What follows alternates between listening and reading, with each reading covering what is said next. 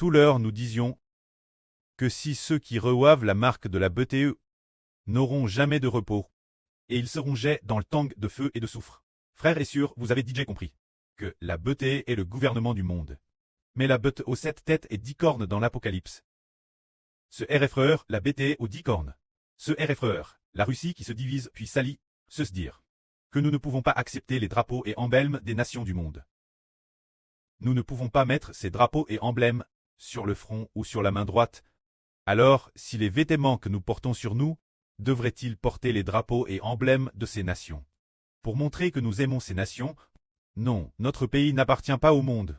Comme Pilate l'époque interrogeait le Seigneur Jésus en disant « Es-tu le roi des Juifs ?» Le Seigneur dit « Oui, je le suis, mais mon royaume n'est pas de ce monde. Le royaume du Seigneur n'est pas de ce monde. Comment notre royaume pourrait-il alors appartenir au monde? Dans ce monde, nous ne sommes que des étrangers, résidant ici seulement temporairement. C'est pourquoi, désormais, nous ne pourrons plus exalter le drapeau d'aucune nation, ni exalter l'emblème d'aucune nation, ni ne mettrons de drapeau ou d'emblème sur nos propres corps, ou ne les coudrons sur nos vêtements. Cela ne convient pas. Par exemple, autrefois quand nous étions petits, quand frère Eschbert étudiait, il ne connaissait pas encore ses vris. Alors il a rejoint la Ligue. À l'époque, le professeur exigeait que tous les membres devinssent prendre cet insigne de la Ligue et le coudre sur leurs vêtements. Le fixer sur leurs vêtements? Est-ce que faire cela est correct? Maintenant, nous ne le faisons plus. Cela n'a rien à voir avec nous. Nous n'appartenons à aucun parti politique du monde, ni aucune organisation du monde. Nous n'appartenons que Dieu et au Seigneur Christ. Ainsi notre esprit, notre cœur, nous ne luttons que pour le royaume des cieux. Pas pour les royaumes terrestres, mais pour rechercher la vie céleste, de peur que si nous suivons le courant du monde, nous ne finissions par prier. Ce n'est pas peut-être, nous prierons certainement. Si nous suivons le courant du monde, alors regardons la suite. Ensuite, une voix dit ceci. Un groupe de personnes jouira du repos. Il est dit ici, j'ai entendu une voix venant du ciel dire, crie ce qui suit. Dormez.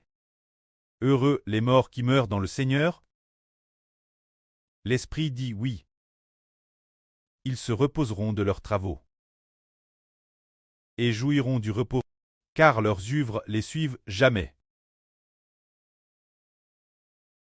Cette voix dit, quel genre de personnes jouissent du repos? Il est dit ici désormais, heureux les morts qui meurent dans le Seigneur. Cette voix est celle de l'Esprit, disant désormais, heureux les morts qui meurent dans le Seigneur. Qui sont ceux qui meurent dans le Seigneur? Ce sont ces 144 Zoro personnes.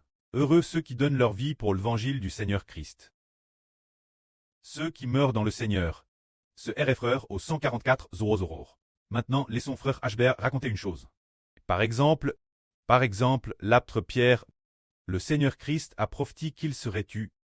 L'apôtre Pierre est-il alors quelqu'un qui est mort dans le Seigneur? Ah bien, est sûr que oui. Ce sont ceux qui ont tué pour l'évangile du Seigneur. Se dire parmi les 144 Zoro. Ceux qui ont tué pour l'évangile du Seigneur. Ce RFR, ceux qui sont morts dans le Seigneur. Bien, SR, travaillant avec diligence pour l'évangile du Seigneur. Et puis, ceux qui sont morts de vieillesse sont aussi considérés comme morts dans le Seigneur. Parlons maintenant d'une autre personne. Par exemple, Abraham. Est-il considéré comme mort dans le Seigneur? Abraham n'est pas considéré comme mort dans le Seigneur. Bien qu'Abraham recevra la vie éternelle l'avenir. Mais, avant que le Seigneur Jésus-Christ ne vienne, Abraham était déjà décédé depuis longtemps. Quand Abraham, il recevra la vie éternelle sur la nouvelle terre l'avenir. Alors, nos frères et sœurs, pensez-vous que nous qui croyons au Seigneur, et devenons les 144 Zoro, sommes plus bénis? Ou bien Abraham est-il plus béni? La Bible dit que Dieu donnerait de grandes bénédictions à Abraham. Mais frère Eschbert dit en vrai. Bien que Dieu ait certes donne de grandes bénédictions à Abraham, mais nous qui croyons au Seigneur Christ sommes plus bénis qu'Abraham. Par conséquent, l'avenir. Sur la nouvelle terre, le statut que nous obtiendrons dans le royaume des cieux l'avenir, à la terre, plus honorable qu'Abraham, car Abraham n'a pas travaillé dur pour l'évangile. et n'a pas non plus pour l'Évangile. Le service qui donne la vie éternelle exige des efforts. Mais nous ceste pour le ministre de l'Évangile. Errons partout. Et sommes Madame Tus ou torture. C'est pourquoi la récompense que le précleste et le Seigneur nous donne sera plus grande que celle d'Abraham. Que la gloire soit auprès et au Seigneur. Amen.